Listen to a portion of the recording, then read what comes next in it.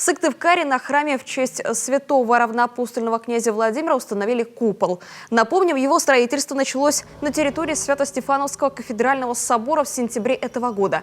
Храм будет небольшим, всего 6 на 7 метров, но при небольшой величине значение его огромное. Ведь это будет крестильный храм, в котором каждый желающий сможет принять таинство крещения. Примечательно, что пока что подобных храмов в Коми нет.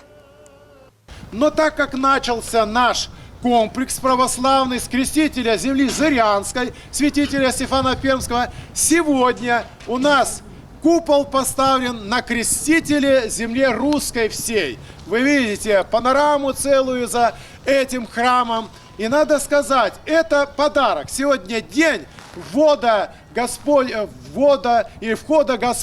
так сказать, Матери Божией в храм Господний, в Иерусалимский. Мы видим, что это введение подарком для нас явлено.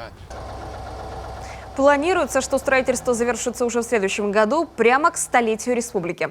По задумке службы в нем будут проводиться на свежем воздухе, чтобы таким образом ощутить общенародную радость от священного таинства.